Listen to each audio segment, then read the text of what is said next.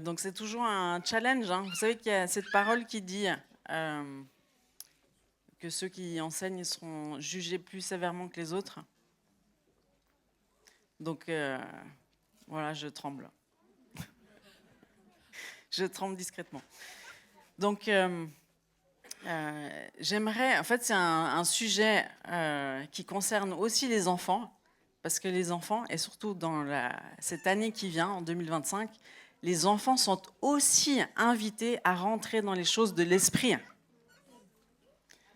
Ils sont aussi invités à rentrer dans les choses de l'esprit. Donc, merci les enfants d'être attentifs à ce qui va se dire. Et puis, si vous ne comprenez pas certains mots, vous pouvez lever la main. D'accord, Samuel? Toi qui es un érudit de la parole de Dieu. Hein, tu lèves la main si jamais. Hein? Érudit, c'est-à-dire celui qui est intelligent dans les choses de la parole de Dieu, celui qui répond toujours aux questions de la Bible. C'est toi? Oui, alléluia. En plus, je t'ai vu comme t'adorais, là, j'ai vu toute la famille Gebrenegus, vous êtes des adorateurs. Hein. Oh là là, et les autres aussi. Hein. J'en ai vu plein qui adoraient. C'est magnifique, on peut les applaudir. Donc, ce que j'aimerais vous partager, c'est un petit peu... vous savez qu'on ne partage rien sans... Normalement, hein, pour avoir l'autorité de partager quelque chose, il vaut mieux l'avoir vécu et de l'avoir, si possible, passé à travers. D'accord? Hein, c'est pour ça qu'à chaque fois qu'on fait des conférences Ésaïe 61, avant la conférence, il faut que je pardonne à quelqu'un. Parce que le sujet, un des premiers sujets, c'est le pardon. Donc, je me dis chaque année, c'est bon, là, j'ai compris. Mais vous avez remarqué qu'on est appelé à pardonner, pardonner, pardonner. Ce n'est pas le sujet de ce soir. Vous dites, ah non, elle va encore nous parler du pardon. Ben, si tu te dis ça, c'est que tu dois pardonner. Donc on doit toujours pardonner. Hein. C'est vraiment un exercice très spirituel. Donc ce que j'aimerais vous donner comme clé, c'est... Et puis je me rappelle une fois, j'avais enseigné à des enfants, je leur avais dit, quand c'est difficile à la maison, quand les parents ils se crient dessus, quand ils sont énervés, quand on se sent plus en sécurité, quand on a peur qu'il se passe quelque chose, vous allez vite dans votre chambre et vous commencez à prier en langue. C'est pour ça que puis vous dites, c'est quoi prier en langue? C'est comment je peux l'avoir? Ben, les adultes, ils se posent aussi la question. Mais ce que j'aimerais dire, c'est que le prier en langue, c'est pour les enfants aussi. Et puis, ça va vous servir, parce que quand on prie en langue, on rentre dans les choses de l'esprit, et tout peut arriver. Jésus peut débarquer, les anges peuvent se mouvoir, quelque chose se passe. Donc, ça va être un petit peu le sujet de ce soir. Vous êtes prêts? Alors, quand la pression monte, les amis, vous avez déjà vécu ça? Quand la pression monte dans le couple, dans la famille, avec les enfants, au travail, vous perdez votre travail, la pression monte, vous êtes chez vous, sous pression. Et qu'est-ce que vous faites quand vous êtes sous pression? Ouais, c'est ça. Qu'est-ce que vous faites quand vous êtes sous pression? Quand tu es assailli dans tes pensées? Tu sais, la nuit, quand ça tourne en boucle, là, quand tu es offensé, puis tu tournes en boucle, tu sais, mais qu'est-ce que je vais faire? Tu es torturé dans tes pensées, tu le sens même dans ton corps, tu sens la pression. Qu'est-ce que tu fais?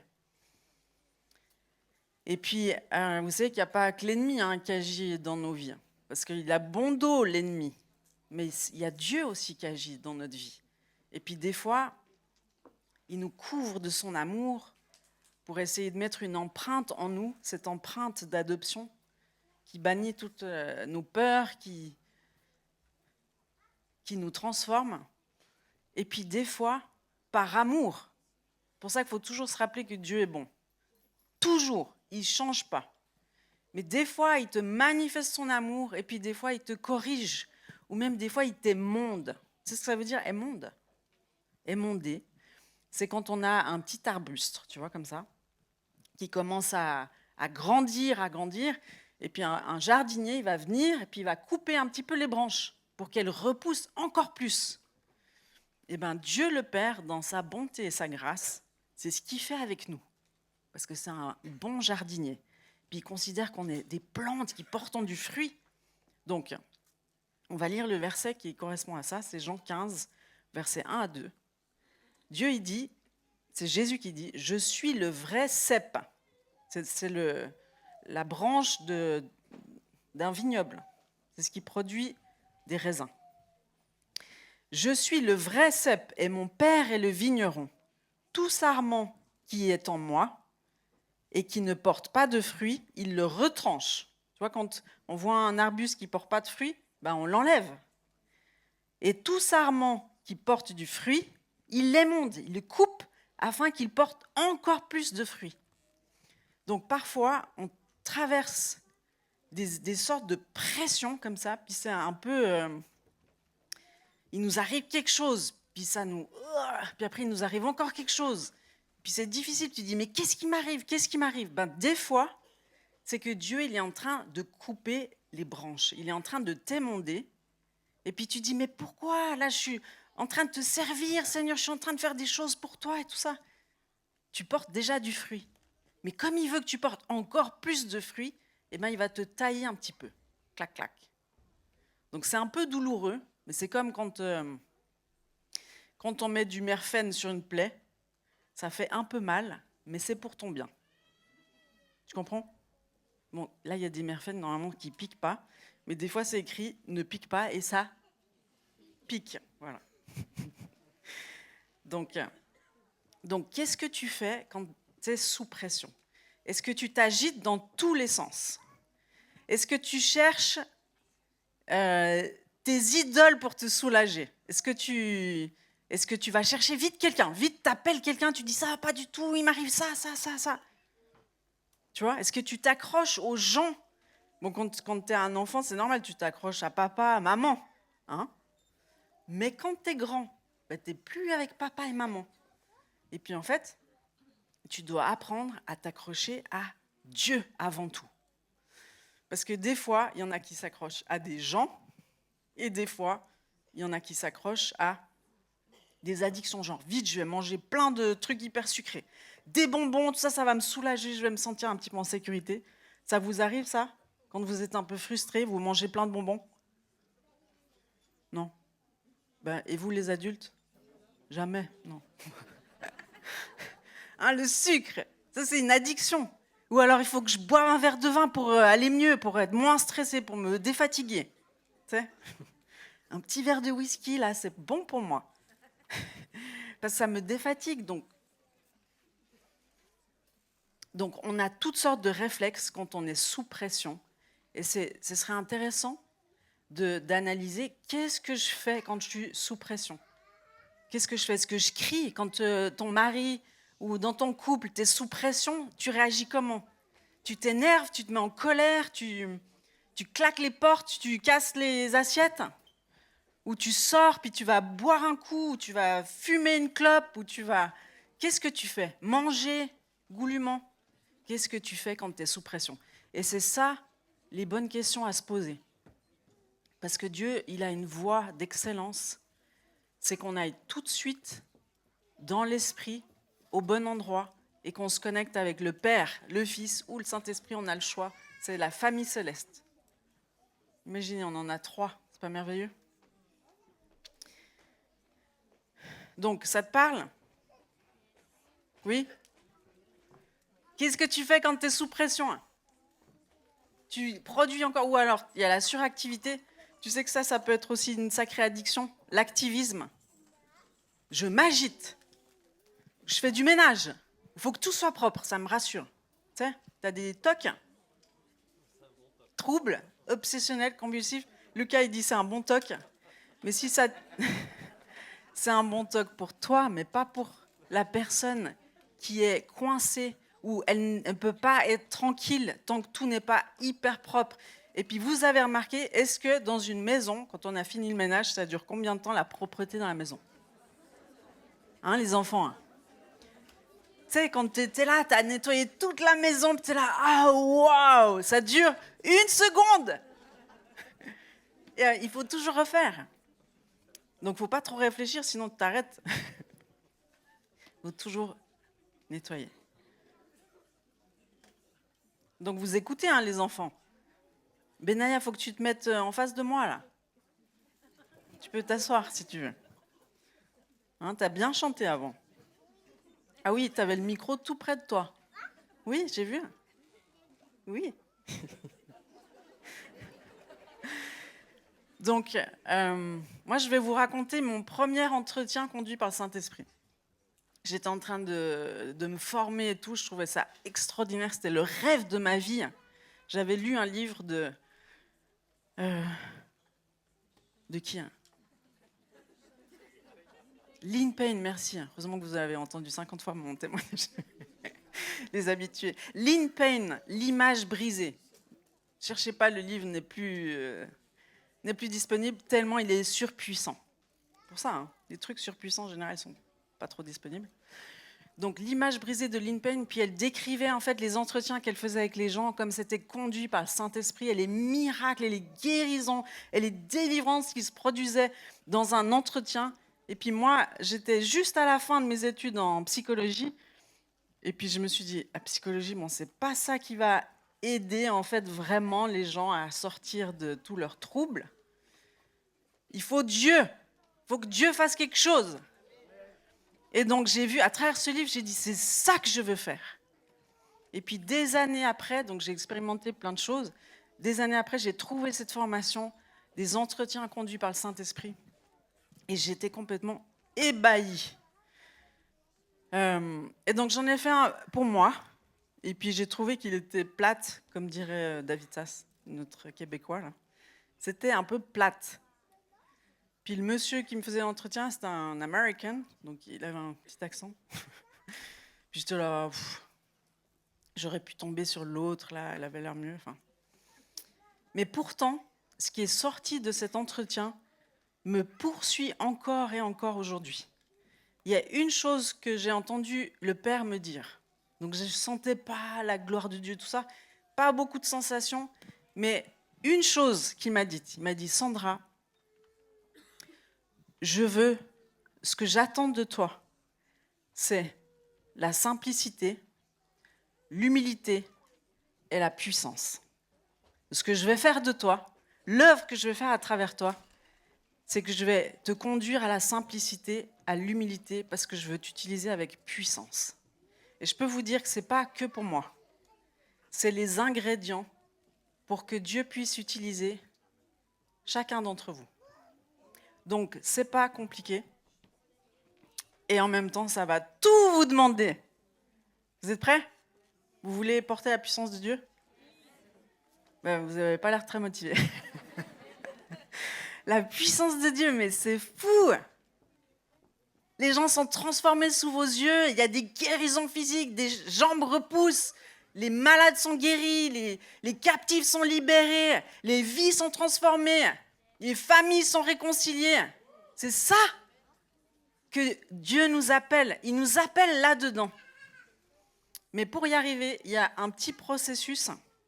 Mais je vais t'expliquer en fait, parce que des fois, si on ne comprend pas, moi c'est toujours mon cœur en fait, c'est d'expliquer aux gens les principes de Dieu. Parce qu'il y en a qui veulent la puissance, mais ils ne prennent pas le bon chemin. Donc moi, ce que j'ai à cœur, c'est d'accompagner les gens, de leur dire, non, tiens, c'est ce chemin-là qu'il faut prendre, c'est le chemin étroit, pas l'autoroute là, qui attire tout le monde. Non, non, non, viens là. C'est petit chemin étroit, tu vois, il n'a pas l'air, c'est pas hyper attractif là. Ça a l'air un peu difficile quand tu vois la montagne à gravir, mais c'est celui-là qui mène à la vie. C'est celui-là qui va te permettre d'arriver là où tu t'aimerais aller en fait. Parce que vous savez, souvent les gens ils disent, il y en a qui chantent là. Non, qui pleurent, pardon. J'ai cru qu'ils chantaient. Donc, vas-y redis, j'aime bien dire, j'en étais où? Il y en a qui disent, oui, il y en a qui disent, j'aimerais un ministère comme elle, j'aimerais tellement son ministère, il est ouin et tout ça. Et puis Dieu aimerait lui dire, mais tu peux y arriver, tu sais, tu peux avoir ce type de ministère-là. Ce ne sera pas son ministère, parce que chacun a un ministère qui lui est propre. Mais tu peux y arriver, mais est-ce que tu es d'accord de prendre un chemin similaire, ce petit chemin? Parce que souvent, les gens, ils veulent arriver à ce qu'ils voient sur les réseaux, mais ils n'ont pas la conscience de par où il faut passer pour y arriver. D'accord ? Donc la simplicité, j'aime bien partager cette image, donc ceux qui m'écoutent, ils l'ont déjà entendu 50 fois, mais j'aime bien partager l'image des deux arbres. Tu sais, dans le jardin d'Éden, vous vous rappelez les enfants l'histoire dans la Genèse? Dans le jardin d'Éden, il y a deux arbres. Dites-moi lesquels ils sont. Oui, deux arbres. Comment ils s'appellent? Attends, je demande à lui parce que toi, je sais que tu sais.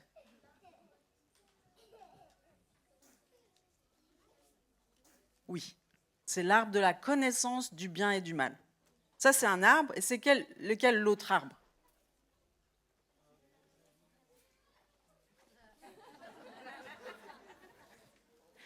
C'est lequel l'autre arbre qui est dans l'Apocalypse, au milieu de la Nouvelle Jérusalem?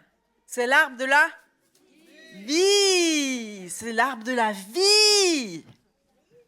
C'est l'arbre de la vie. C'est celui-là que Dieu avait donné à Adam et Ève, mais Satan, le méchant là, il a réussi à tromper Ève et puis Adam aussi en disant mais il vous prive d'un truc super cool, c'est l'arbre de la connaissance du bien et du mal, vous devriez manger ce fruit-là, vous serez comme des dieux. Et c'est le même mensonge en fait qui vient encore aujourd'hui, où l'ennemi il essaie de nous faire croire qu'il y a un chemin mieux que le chemin de la vie. Tu sais, le chemin de la vie, il n'est pas toujours attractif, mais c'est le mieux. Et puis l'autoroute là, qui mène à la perdition, tout le monde la prend, on se dit bah moi je fais comme tout le monde, hein, ça a l'air d'aller, mais il te mène à la perdition. Donc il ne faut pas se laisser tromper parce que tu vois.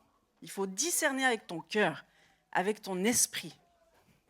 C'est pour ça que vous aussi, les enfants, vous avez besoin du Saint-Esprit. Oui? Donc la simplicité, c'est de toujours faire le choix, de choisir l'arbre de la vie et pas l'arbre de la connaissance, tu sais? Parce que l'ennemi te fait croire que tu as besoin de plus de connaissances, plus de formation, tu dois être plus intelligent, tu dois être plus performant. Et puis là, tu y arriveras. Ça, c'est un mensonge. L'arbre de la vie, c'est embrasser Jésus. Quand je dis embrasser, c'est embrasser Jésus. Donc ça, c'est la simplicité. Et puis l'humilité, c'est quoi, les enfants, être humble? Samuel. C'est quoi être humble? On ne sait pas, vous ne savez pas? Et puis vous les adultes, vous savez ce que c'est être humble? C'est ne pas être orgueilleux. Mais alors, c'est quoi être orgueilleux? C'est être comme Jésus, donc il faut analyser Jésus pour savoir comment il est. Tu voulais dire quoi, Samuel? Oui, être orgueilleux, c'est penser qu'à soi. Mais tu sais que quand tu te dévalorises aussi, quand tu te méprises, tu es toujours en train de penser qu'à toi. Donc des fois, on essaye d'être humble en se dénigrant, et c'est pas ça l'humilité. Donc l'humilité, les enfants, écoutez bien, surtout les jeunes filles là, parce que Dieu veut faire des choses avec vous. Alors écoutez bien, parce que vous aurez besoin de prier en langue pour recevoir les révélations du ciel. Même à votre âge. Niévé, t'as quel âge? 11 ans. Et toi, Zoé? 11? Vous avez toutes 11 plus ou moins? Toi, Choupinette, Abby? 9 ans? Non, toi, t'es trop petit. 8 ans bientôt, ok. 10 ans. Donc en fait, je vais choisir une tranche d'âge, ça va être 8-12 ans pour les filles. Un jour, vous verrez, il y a un plan que Dieu a pour vous, les 8-12 ans de filles. Donc l'humilité, c'est choisir d'obéir à Dieu. Tu sais, t'as envie d'aller à cette super soirée avec toutes les filles et tout ça, de rencontrer ces jeunes hommes qui ont l'air tellement beaux, et puis Jésus te dit non. Et toi, humblement, tu dis ok, Dieu sait mieux que moi, mais l'orgueil, c'est de te dire je sais mieux que Dieu. Il va rien m'arriver parce que de toute façon, tu sais, moi j'avais des copines comme ça. Elles disaient ben moi je vais en boîte de nuit, moi je suis chrétienne et puis de toute façon les anges viennent avec moi. Mais ce qui te protège, c'est pas les anges avec toi, c'est d'obéir à Dieu. C'est ça qui te protège, parce que Jésus, c'est le Dieu de la prévention. Tu te rappelles, le pasteur Julien Duby nous a fait une magnifique prédication la dernière fois. Je ne sais pas si vous vous rappelez. Il disait, dans l'évangile de Matthieu, quand Jésus lève le standard, il n'est pas en train de nous demander des choses impossibles. Quand il dit « vous ne commettrez pas d'adultère », ça c'est un des commandements de Dieu. Il y a combien de commandements dans la Bible? Samuel, combien de commandements? On dit les commandements. 10, voilà, merci. Donc dans les 10 commandements, il y a ce commandement sur l'adultère. Tu ne commettras point d'adultère. Et Jésus, il dit, mais si tu convoites une femme, tu as déjà commis adultère. Et puis Jésus, en fait, il n'est pas en train de lever le standard pour que ce soit encore plus difficile. Il est en train de te prévenir de l'adultère. Parce que l'adultère, ça ne commence pas dans le lit. Ça commence dans les pensées. Donc Jésus, c'est le Dieu de la prévention. C'est le Dieu de la bienveillance. C'est le Dieu qui t'avertit des choses. Et puis comme il veut ton bien, il veut que tu puisses rentrer dans ta destinée, eh ben, il va t'apprendre l'humilité par l'obéissance. Jésus, il a connu l'humilité jusqu'à obéir à la croix. Et puis je crois que c'est Matthieu qui l'a dit dans sa prédication la dernière fois. Jésus lui-même, notre modèle, il a dû apprendre l'obéissance, à se soumettre à ses parents pendant 30 ans pour pouvoir se soumettre ultimement au Père avant la croix. Donc notre terrain d'entraînement, c'est ici sur terre, les amis. Et donc tu ne peux pas dire « j'aime Dieu et je déteste mon voisin ». Parce que le terrain d'entraînement avec Dieu, il est ici sur terre.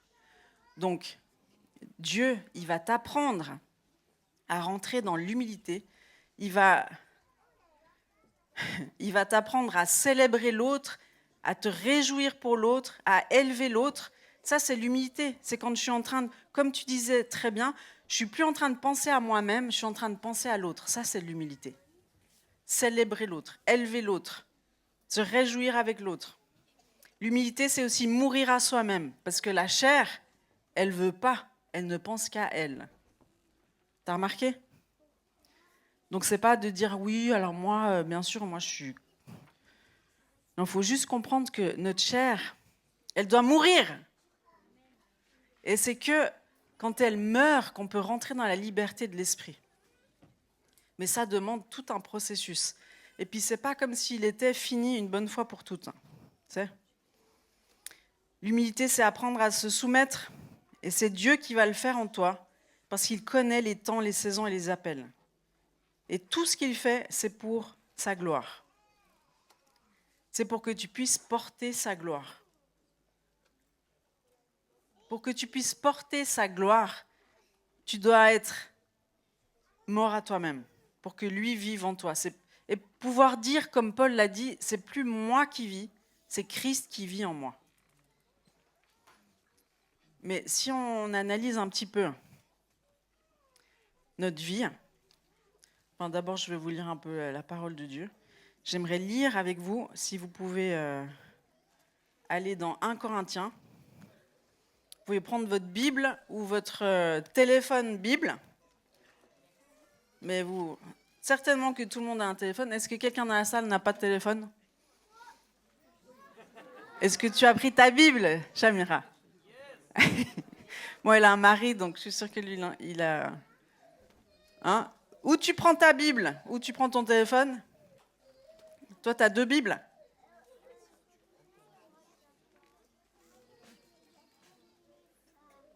Alors, on prend sa Bible. La Bible, c'est fantastique, c'est la parole de Dieu. Oui, c'est génial. Vous pouvez lire la Bible déjà tout petit. Dès que vous savez lire, vous pouvez lire la Bible. Donc, 1 Corinthiens, au verset 17. 1 Corinthiens 1, 17. Donc, Corinthe, c'est une ville qui était une ville d'influence. Et Paul a été visiter les chrétiens de cette ville. C'était une ville, on pourrait dire, comme New York, Londres, hein, une ville d'influence. Mais c'était un peu la débauche totale. Donc, Paul arrive, il va parler d'un sujet qui est un sujet tellement important. et qui va nous amener au prochain point, la puissance, vous verrez. Donc, on va lire ensemble. Voilà, fantastique. Enfin, on va lire ensemble, ce ne sera pas là derrière parce qu'il y a tout un chapitre qu'on va lire. Enfin, un petit passage, ne vous inquiétez pas. Mais écoutez bien, ce n'est pas pour baptiser que Christ m'a envoyé, c'est Paul qui parle, c'est pour annoncer l'évangile. Et cela sans la sagesse du langage, afin que la croix de Christ ne soit pas rendue vaine. Car la prédication de la croix est une folie pour ceux qui périssent, mais pour nous qui sommes sauvés, elle est une puissance de Dieu. Samuel. Aussi est-il écrit, je détruirai la sagesse des sages et je rendrai nulle l'intelligence des intelligents. Est-ce qu'il y a des intelligents plus que tout le monde dans votre classe, les filles? Est-ce qu'il y a des filles qui sont les plus intelligentes, puis elles friment et tout ça? Ou bien c'est vous? C'est peut-être vous les plus intelligentes. Est-ce que Dieu choisit les plus intelligents? Non, on le voit là. Je détruirai la sagesse des sages, je rendrai nulle l'intelligence des intelligents. Où est le sage, où est le scribe, où est le raisonneur de ce siècle? Dieu n'a-t-il pas convaincu de folie la sagesse du monde? Car puisque le monde, avec sa sagesse, n'a point connu Dieu, il a plu à Dieu dans sa sagesse de sauver les croyants par la folie de la prédication. Cette histoire de la croix avec Jésus, pour le monde, c'est quand même un peu fou de se dire, mais il y a un homme qui est mort pour me sauver, pour me laver de toutes mes erreurs. C'est fou. Les Juifs demandent des miracles et les Grecs cherchent la sagesse. Nous prêchons Christ crucifié, scandale pour les Juifs et folie pour les païens, mais puissance de Dieu et sagesse de Dieu pour ceux qui sont appelés, tant Juifs que Grecs. Puissance et sagesse, car la folie de Dieu est plus sage que les hommes et la faiblesse de Dieu est plus forte que les hommes. C'est le monde à l'envers, les enfants. Hein, Samuel? Considérez, frères, écoutez bien, que parmi vous qui avez été appelés, il n'y a ni beaucoup de sages selon la chair, ni beaucoup de puissants, ni beaucoup de nobles. Il y a des nobles dans la salle? Il y a des Bill Gates dans la salle? Il y a des Elon Musk dans la salle? Elon, pas Musk. Est-ce qu'il y a des grands de ce monde dans la salle? Ou est-ce qu'il y a des gens normaux qui ont rencontré Jésus? C'est vous, hein? Donc écoutez bien. Mais Dieu a choisi les choses folles du monde pour confondre les sages. Dieu a choisi les choses faibles du monde pour confondre les fortes. Puis vous dites, mais je ne suis pas faible. Mais c'est une grâce d'être faible. Et Dieu a choisi les choses viles du monde et celles qu'on méprise, celles qui ne sont point, pour réduire à néant celles qui sont, afin que personne ne se glorifie devant Dieu. Dieu, il aime utiliser des Gédéons. Ceux qui pensent qu'ils n'y arriveront pas. Tu sais pourquoi? Parce que s'ils pensent qu'ils y arriveront tout seuls, où est-ce qu'on va voir Dieu dans l'histoire? Mais si tu penses que tu y arriveras qu'avec Dieu, Dieu sera glorifié au final. Et c'est ça le plan pour chacun d'entre nous. C'est que personne ne va y arriver sans Dieu. La mission que Dieu te donne, tu ne peux pas l'accomplir sans lui. Parce qu'au final, Dieu, il ne te demande pas d'accomplir et de performer. Dieu, il te demande de marcher avec lui. Dis à ton voisin, Dieu me demande de marcher avec lui. Le but de ta vie, c'est ça, hein, c'est la communion avec Christ. C'est la communion avec Christ. Tu sais, tu t'agites, tu fais plein de trucs pour Dieu, mais tu ne dois pas faire des trucs pour Dieu. Interdiction de faire des trucs pour Dieu. Tu dois faire des trucs avec Dieu.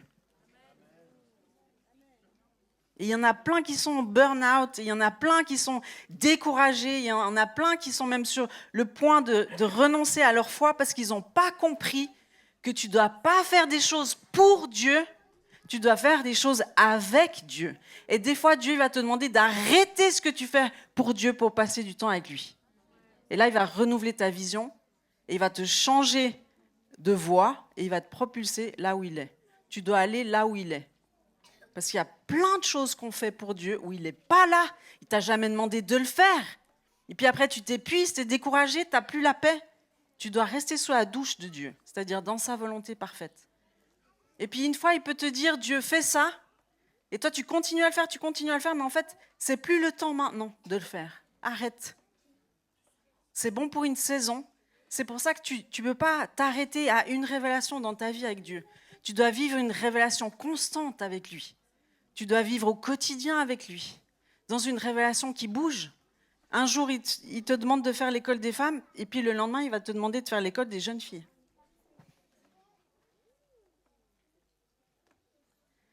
Tu dois rester souple dans sa volonté.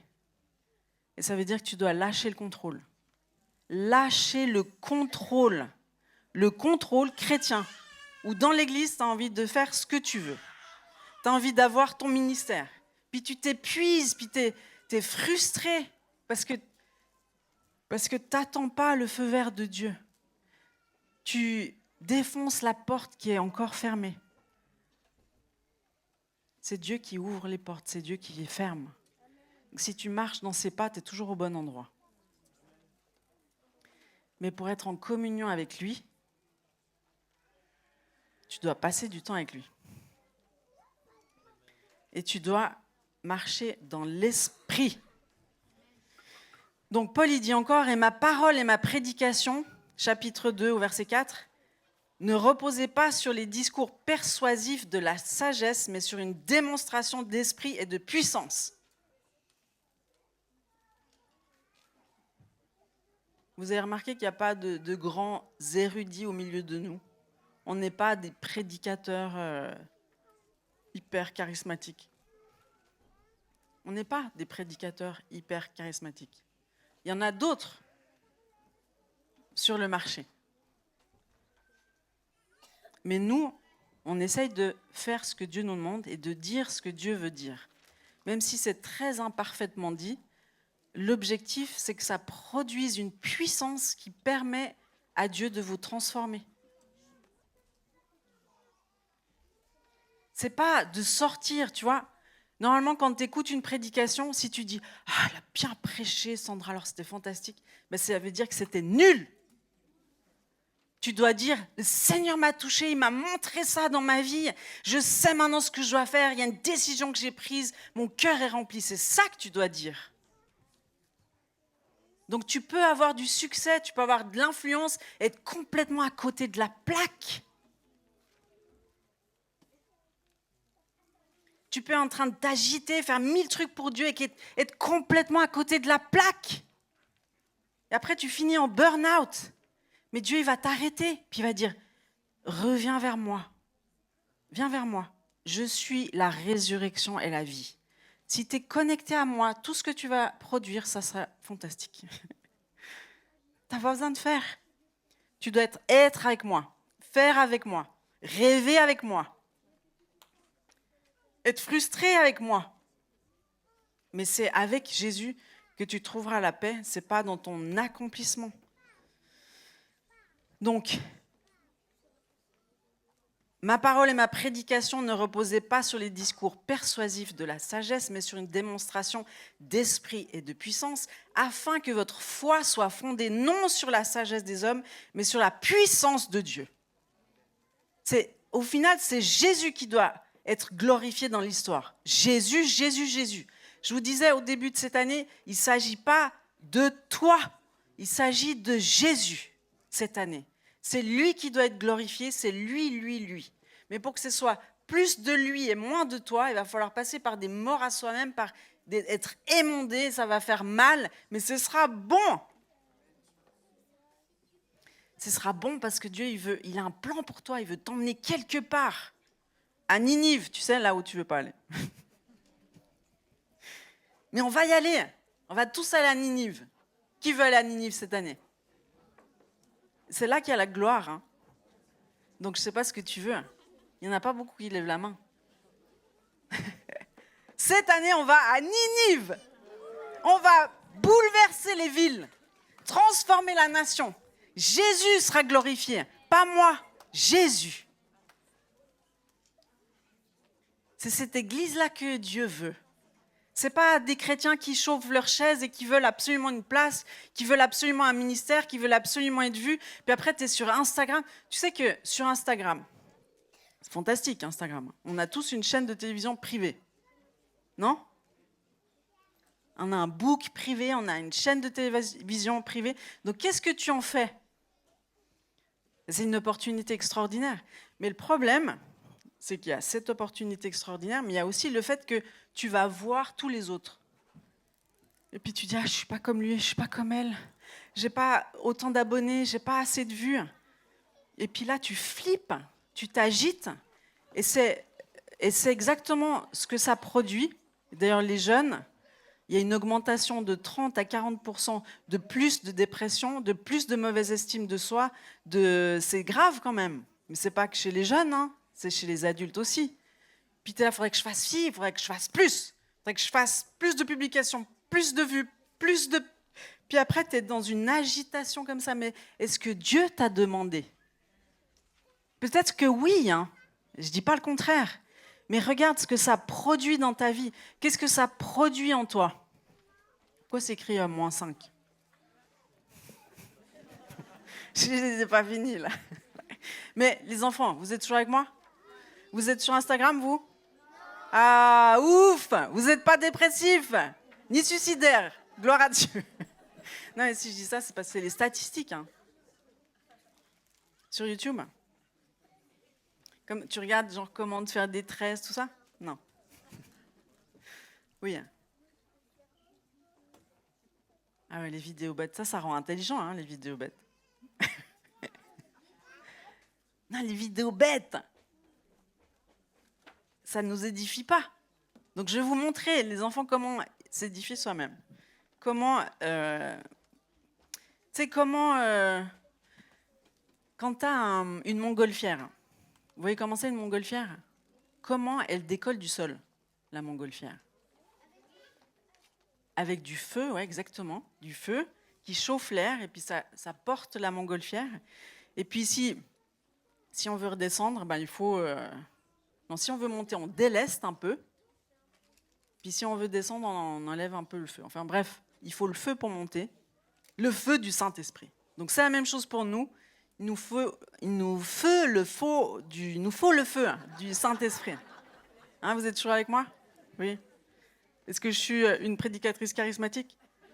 Non. Non, je fais plein d'erreurs.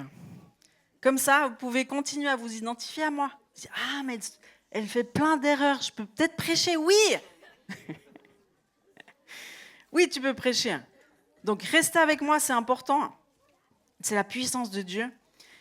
Donc, or, un peu plus loin, or, nous n'avons pas reçu l'esprit du monde, mais l'esprit qui vient de Dieu, afin que nous connaissions les choses que Dieu nous a données par sa grâce. Mais avec ceux qu'enseigne l'esprit, employant un langage spirituel pour les choses spirituelles. Et nous en parlons, non avec des discours qu'enseigne la sagesse humaine, mais avec ceux qu'enseigne, c'est-à-dire les discours qu'enseigne l'esprit, employant un langage spirituel pour les choses spirituelles. On a besoin d'un langage spirituel pour les choses spirituelles, les enfants. Mais l'homme naturel n'accepte pas les choses de l'Esprit de Dieu, car elles sont une folie pour lui et il ne peut les connaître parce que c'est spirituellement qu'on en juge. Quand on est charnel, tu sais ce qu'on fait? On est jaloux, on se compare, on se dispute. Ça, c'est quand on est charnel. Donc Paul, il reprend les Corinthiens qui disent là, vous êtes tous en train de vous comparer. Et Dieu m'a donné une vision. Donc vous vous comparez, vous?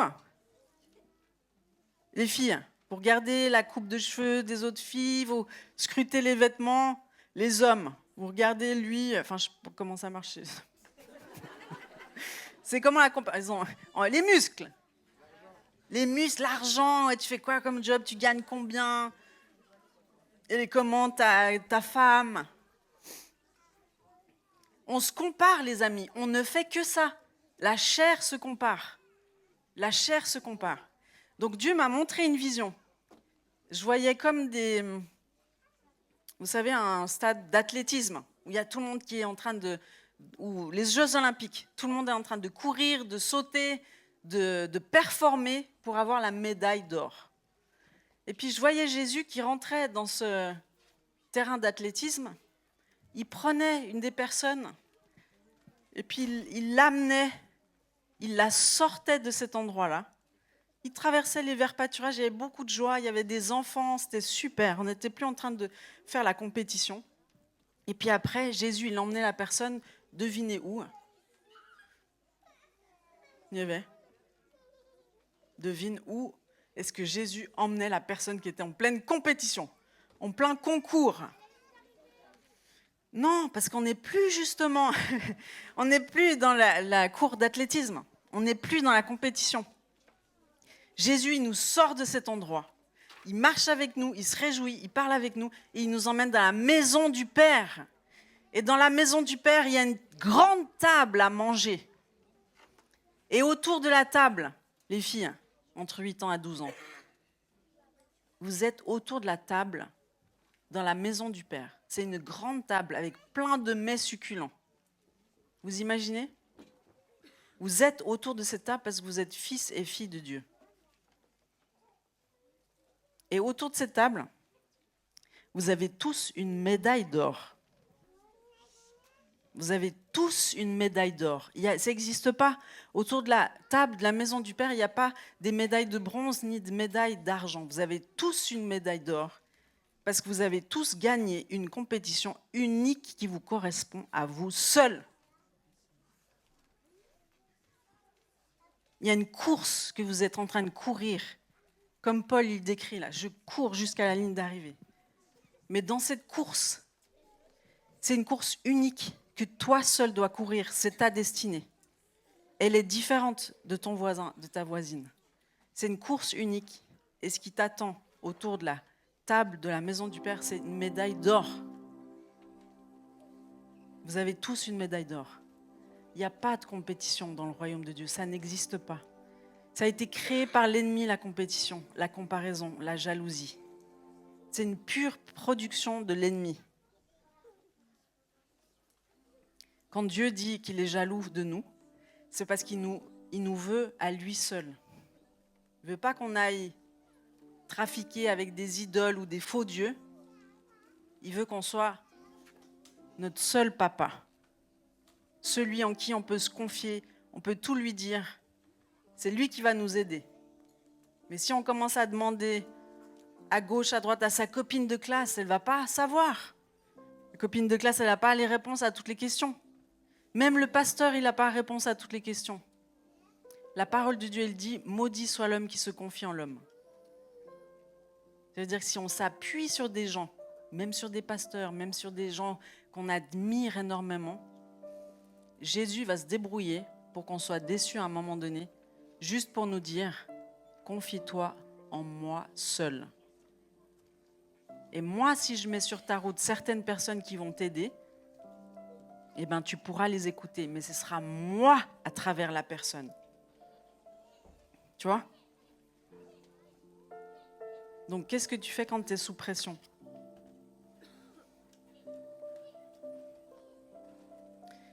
Romains 8, 26. De même aussi, l'Esprit nous aide dans notre faiblesse, car nous ne savons pas ce qu'il nous convient de demander dans nos prières. Quand tu es sous pression, tu sais comment prier? Est-ce que tu sais comment prier quand tu es sous pression, quand tu es complètement submergé dans tes pensées, quand tu n'en peux plus? Tu ne sais pas comment prier. Tu dois prier en langue, tu dois prier dans l'esprit, parce que l'esprit sait comment tu dois prier. L'esprit lui-même intercède par des soupirs inexprimables. Et celui qui sonde les cœurs connaît quelle est la pensée de l'esprit, parce que c'est selon Dieu qu'il intercède en faveur des saints. Voici les miracles qui accompagneront, les signes qui accompagneront ceux qui auront cru. En mon nom, ils chasseront les démons, ils parleront de nouvelles langues. Marc 16, 17. Mais le but, c'est pas de parler en langue. Même quand je parlerai la langue des hommes ou la langue des anges, si je n'ai pas l'amour, je suis un airain qui résonne ou une cymbale qui retentit.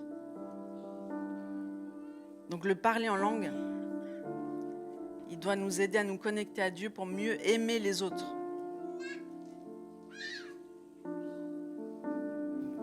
Pour entrer dans son appel. Donc le parler en langue. Tu dois rentrer dans le parler en langue pour te connecter à Dieu. C'est un cadeau, c'est un don. C'est un cadeau. C'est les dons du Saint-Esprit, c'est les cadeaux du Saint-Esprit qu'il nous donne. Et ils ont tous une fonction bien précise. On ne peut pas dire non, non, c'est pas pour moi. Tu sais ce qui t'empêche de rentrer dans le parler en langue, dans les choses de l'esprit? C'est ta mentalité de contrôle. Ou c'est le fait de dire, mais qu'est-ce qu'on va penser de moi si je commence à faire ces choses bizarres? Ou alors tu peux te dire, non, le parler en langue, c'est trop risqué parce que ça peut être un parler en langue démoniaque. Mais tu sais que l'ennemi fait que copier ce que Dieu initie. Donc même si tu as un parler en langue démoniaque, mais que tu as un cœur pur et sincère, ça va passer. Ça va switcher. C'est ton cœur qui va déterminer les choses. Mais si tu t'empêches de faire, parce que c'est pas parfait dès le début, tu vas jamais y arriver. Les enfants, vous voulez parler en langue? Quand tout va mal à la maison. Moi, des fois, il y a des disputes à la maison où j'ai l'impression que l'atmosphère, il est catastrophique. Qu'est-ce que je fais, les filles? Je vais dans ma chambre. Exactement. Je vais dans ma chambre, je ferme la porte et je prie en langue. Et en 5 minutes, l'atmosphère change. Et bien ça, c'est pour vous aussi, les enfants. Parce que des fois, vous êtes témoins des choses qui ne sont pas cool à la maison. Vous avez peur. Vous ne savez pas où vous confier parce que votre papa et votre maman, ils ne sont pas disponibles. Vous pouvez aller dans votre chambre. Vous fermez la porte. Vous priez en langue. Et il y a quelque chose qui va se passer, je vous assure. Parce que quand on parle en langue, on est en train de s'adresser à Dieu, même si les autres ne comprennent pas. C'est pour ça qu'il faut être sage, puis pas parler en langue comme ça n'importe comment, mais d'utiliser ce langage comme une prière. Parce que quand vous priez en langue, vous priez exactement ce qu'il faut prier. Et quand on prie exactement ce qu'il faut prier, quand on est dans la volonté de Dieu, Dieu répond. Ça, c'est une des conditions à la prière. Quand tu pries dans la volonté de Dieu, Dieu répond. Mais il ne répond pas forcément comme toi t'aimerais, ni quand tu aimerais qu'il réponde, mais il répond toujours parce que c'est un bon papa. Donc, je ne vais pas vous proposer ce cadeau merveilleux, extraordinaire qui peut changer votre vie de prière. Moi, avant de rentrer dans l'esprit, avant de me connecter dans l'esprit, je prie en langue. Je prie en langue, je prie en langue, je prie en langue. Et puis mon esprit commence à se fortifier. Et puis je commence à recevoir des révélations. Tout, moi, je dis pas autre chose que ce que Dieu veut vous dire. J'essaye de pas faire autre chose que ce que Dieu me demande. Et si je réponds à la pression du monde, je suis pas dans la volonté de Dieu. Regarde Jésus. Est-ce qu'il répondait à toutes les demandes, Jésus? Non. Il devait en frustrer pas mal. Hein. Il venait pour toi. Il venait pour toi. Et puis quand ils étaient tous là, Jésus, Jésus, lui, il partait sur la montagne pour passer du temps avec son Père. Tu dis, mais non, c'est pas bien, il y a des besoins. Hein. Il faut répondre aux besoins, là. Il faut répondre aux besoins. C'est pas ça que Dieu te demande. Il te demande pas de répondre aux besoins. Il te demande de lui obéir. Tu sais qu'il peut faire tout ce qu'il veut. Hein. Dieu, il n'a pas besoin de ton aide. Il a besoin de ton obéissance. Il a besoin de ton oui. Même si tu n'as pas envie. C'est justement d'obéir quand tu n'as pas envie. C'est ça la mort à soi-même. Tu crois que c'est quoi? C'est de se crucifier. Il y en a au Brésil, ils se crucifient en pensant que ça va plaire à Dieu. Tu sais ça? Ça ne plaît pas à Dieu. Ce qui plaît à Dieu, c'est l'obéissance. C'est qu'il puisse t'utiliser. Mais comme une voiture téléguidée, si on veut qu'elle aille au bon endroit, il faut qu'il y ait une télécommande. Mais nous, on est les bien-aimés de Dieu, on n'est pas les voitures téléguidées. Mais en même temps, pour suivre le plan de Dieu, il faut lui obéir. Donc on peut se lever.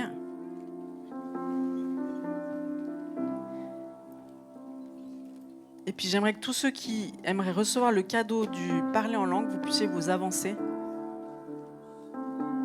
En sachant que ce ne sera pas pour ce ne sera pas pour vous sentir plus intelligent, justement pas. En fait, c'est un pas d'humilité.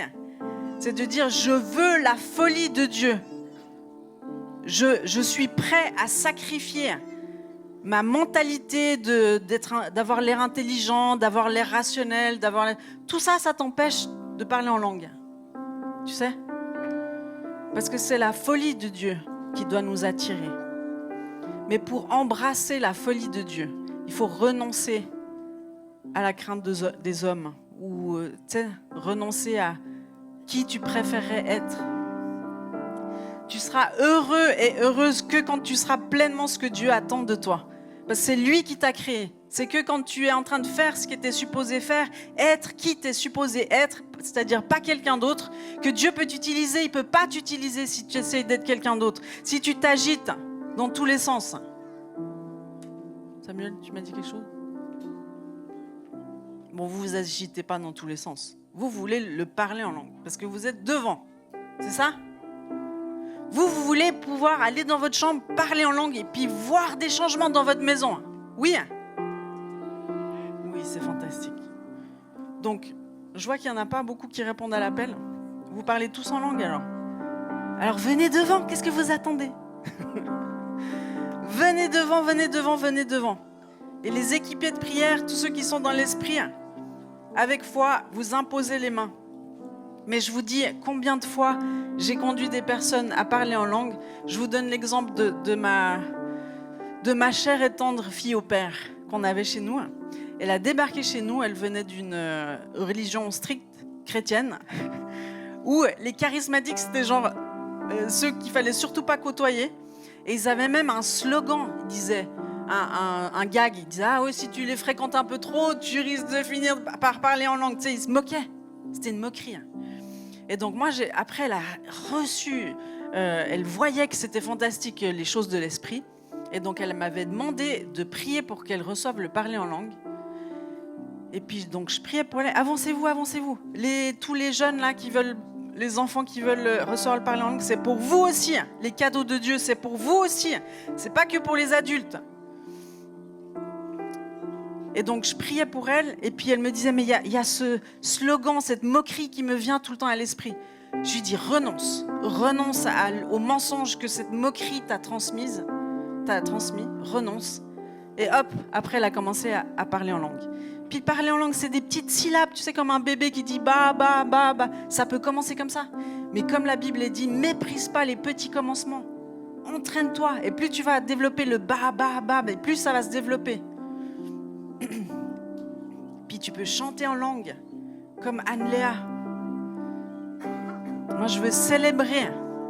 Tu dois rentrer dans les choses de l'esprit. Tu peux pas être un chrétien charnel. Tu peux pas être un chrétien charnel. C'est incompatible. C'est la parole de Dieu, car le royaume de Dieu ne consiste pas en paroles, mais en puissance. Ça consiste pas en paroles, c'est pas des bonnes paroles. Le royaume de Dieu, c'est la puissance qui transforme. Et tu dois être ce canal. Dieu veut tous vous utiliser, tous. Mais tu dois être rempli du Saint-Esprit. Tu dois être un canal que Dieu peut utiliser. Tu dois obéir à ce qu'il te dit. C'est là qu'il y a la paix, c'est là qu'il y a la bénédiction. C'est pas le fait de venir à l'église qui accomplit tout. Non. C'est quand tu te places au bon endroit, quand tu es en train de faire ce que Dieu te demande de faire. Est-ce qu'il y en a qui sont découragés, qui sont épuisés, qui n'en peuvent plus ? Venez devant, on va prier pour vous. Parce que Dieu, il veut vous réorienter. Il veut vous réaligner. Il veut que vous puissiez porter du fruit. Mais avant tout de porter du fruit, il veut la communion avec vous. Il veut communier avec vous. Parce que c'est en communion avec lui, Jésus, que vous allez porter la vie. Les équipiers de prière, allez-y. Go. Saint-Esprit, merci. Merci Saint-Esprit. Est-ce qu'il y a Lisiane dans la salle ?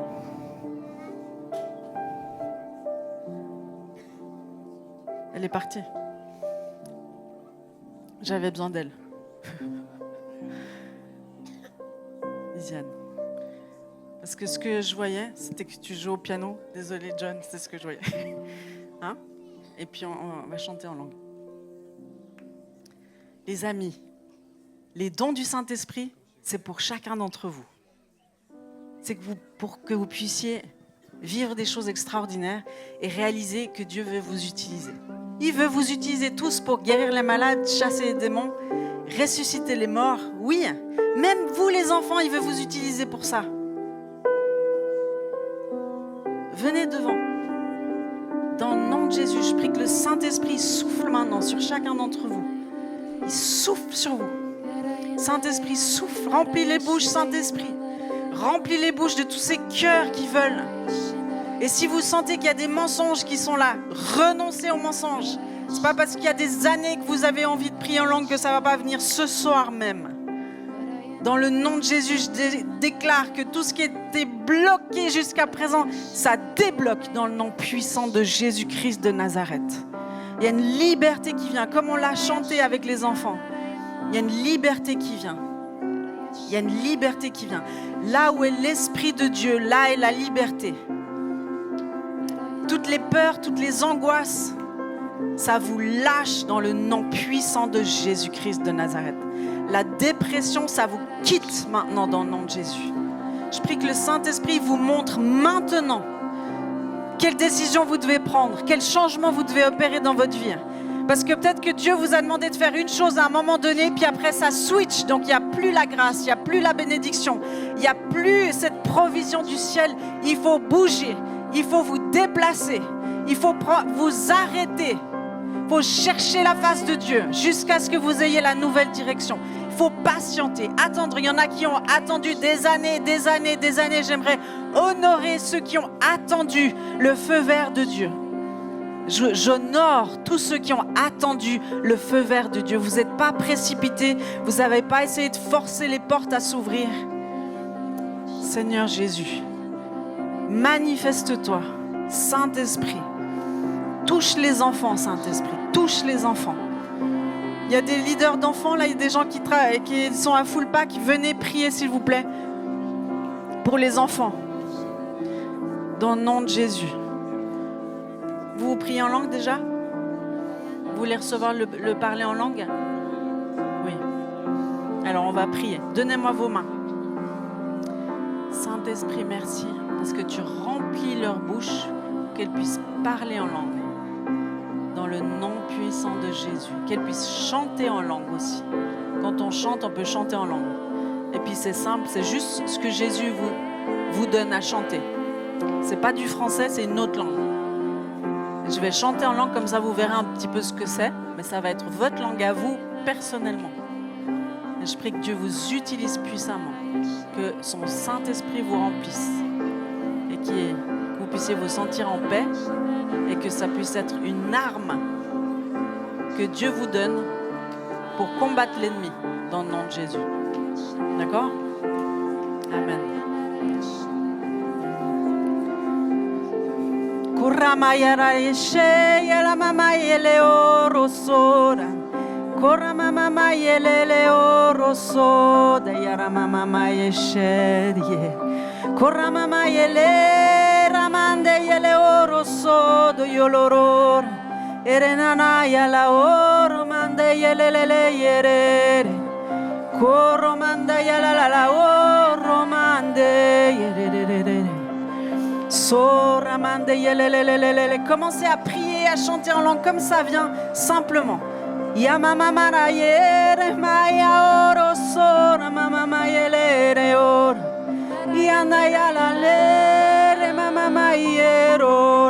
Ouvre ta bouche, renonce à tous les mensonges, renonce à la sagesse du monde pour être rempli de la sagesse du ciel. Accepte la folie qui vient de Dieu. Accepte de lâcher le contrôle. Accepte de lâcher le contrôle.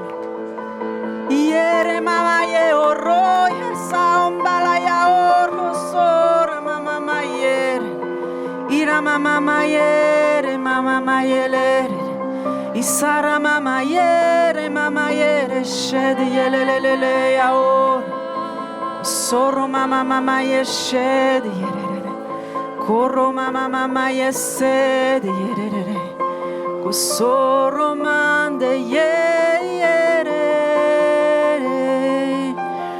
Sora mama yere na yarara Corro mama yere ta bouche. Le Seigneur l'a remplie. Ça peut être dans ta chambre tout seul, il n'y a pas de souci. C'est pas de la performance. Tu n'as rien à produire, il n'y aura pas de notes d'école sur ton parler en langue. C'est aussi simple que ça. Et Dieu, c'est un bon papa. Il ne va pas refuser à ses enfants du bon pain. Donc Dieu ne va pas vous refuser le parler en langue. Il ne va pas vous le refuser.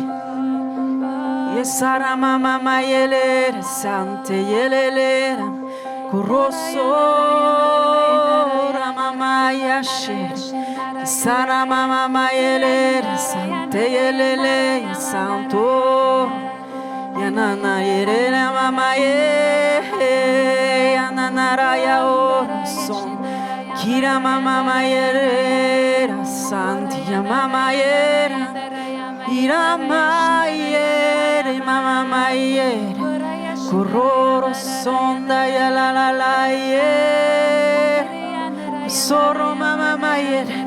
Il y en a même qui reçoivent le parler en langue sans le demander, imaginer. Sando, yamama mara sando. T'es digne, renonce à tout sentiment d'indignité, renonce à la honte, renonce à la culpabilité. Renonce au fait que tu es invisible aux yeux de Dieu. Il te voit ce soir, il te voit. Yamamara mayesed yerere. Koroba baba yere mama mayesed. Tous ceux qui sont habilités à prier, Nathanaël, tu peux prier si tu veux, pour ceux qui sont devant. Yasande yelamara, kosonda yaramama, yasande yelere mama yashara mama yara, koroba baba yasante yelere yasante yelere sante yelere. Oui, vous pouvez prier en langue, parler en langue, les enfants, c'est pour vous. Et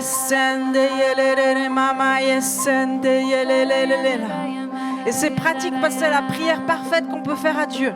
C'est le chant parfait qu'on peut faire à Dieu.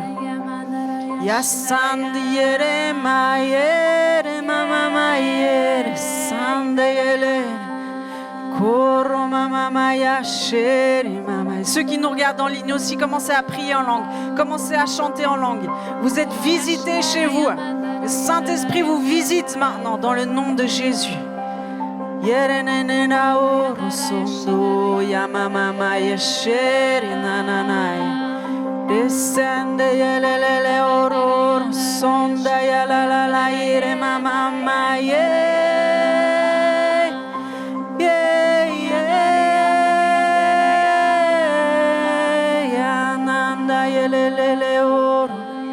Sonda ya la la la oro, sonda ya la la ire ye ye ye ye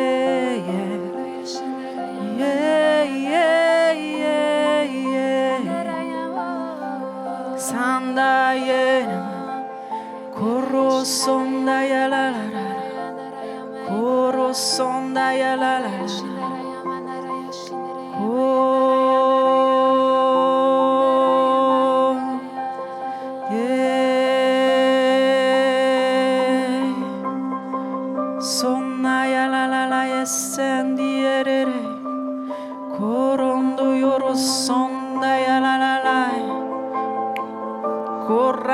Mama ya oro sondo yololor ki sande yelele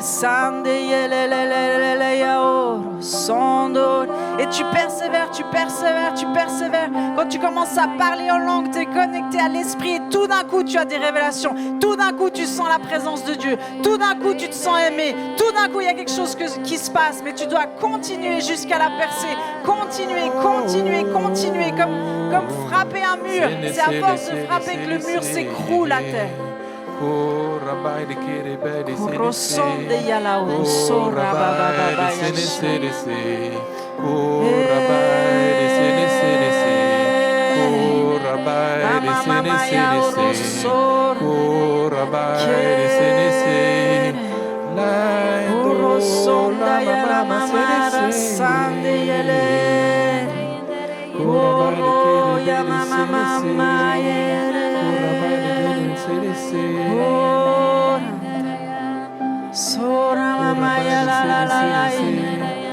C'est le Saint-Esprit, c'est comme un feu. Ça se dépose dans vos entrailles maintenant.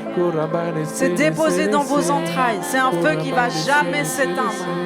Il ne va jamais s'éteindre.